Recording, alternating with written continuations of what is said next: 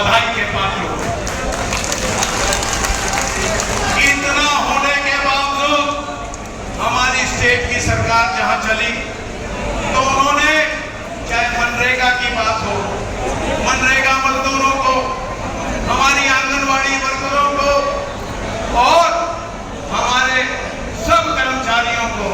हर व्यक्ति जो अपनी जायज मांग लेकर के निकला उसके साथ जिस प्रकार का व्यवहार किया, महिला पहलवानों का जो अपमान उन्होंने किया, उनका नतीजा आप लोगों ने उस अपमान का बदला लोकसभा के दौरान वोट की चोट के माध्यम से उनको करारी चोट मार करके, करारी चपेट मार करके उनको ये दिखा दिया कि एकता में बल है, लोकतंत्र में जनता सर्वोपरि है और लोकतंत्र में जनता की बात माननी पड़ेगी, जनता के बारे में सोचना पड़ेगा,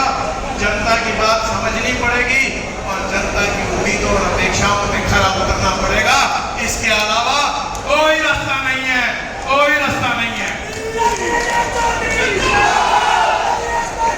तो हुए प्रतिनिधि वो बेइज्जत किया गया, मगर उसका जो फैसला था लोगों ने वो लोकसभा में करके दिखा दिया। आज अब जरूरत केवल एक चीज की है। आज से 90 दिन के बाद जब विधानसभा चुनाव होंगे तो मैं आप लोगों से निवेदन करता हूं कि ठीक जिस प्रकार से आपने दिन रात मेहनत करके, आपने लगन और एकता के साथ कांग्रेस पार्टी का सहयोग किया, समर्थन किया, कांग्रेस के प्रत्याशियों को जिताया, ठीक उसी प्रकार से अगले 90 दिन और रात हमारी नीतियों को प्रचारित और प्रसारित करें। आप सब लोगों का धन्यवाद। जिस प्रकार की मेहनत और लगन आप लोगों ने लोकसभा चुनाव में करके दिखाई, जो लोकसभा चुनाव में कांग्रेस के हक में जो परचम की जीत की परचम लहराया, उसी प्रकार की मेहनत हमें अगले 90 दिन पूरे प्रदेश में करनी है और उस मेहनत के लिए ही हमारे सारे नेता, हमारी बड़ी बहन कुमारी शैलजा जी गली गली, सड़क सड़क, गांव गांव, शहर शहर, हर जगह दिन और रात मेहनत करके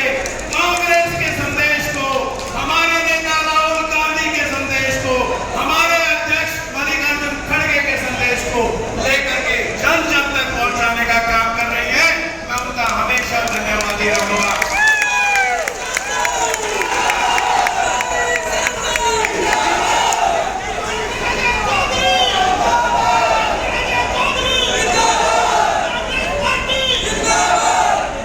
पिछले लगभग 2 महीने से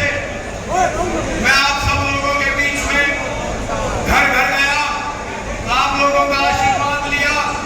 मैंने आप लोगों की चौपाल में जाकर के आप लोगों को निमंत्रण दिया और आज जिस प्रकार का स्नेह, जिस प्रकार की ऊर्जा, जिस प्रकार का जोश और जिस उत्साह उमंग के साथ आप आए हो, मैं हमेशा आप लोगों का बार बार धन्यवाद करूंगा।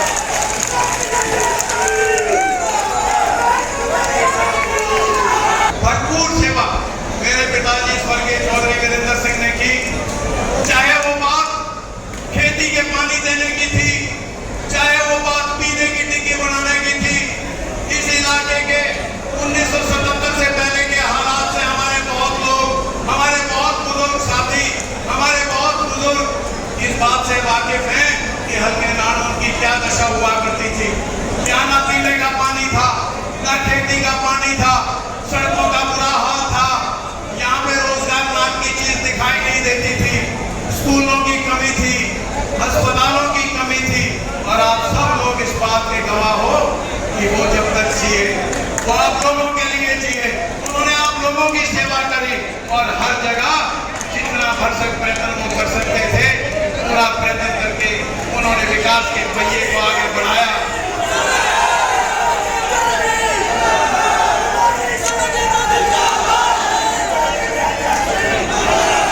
मगर ये सब भी तब संभव हो पाया जब आप लोगों ने उनमें विश्वास रखा,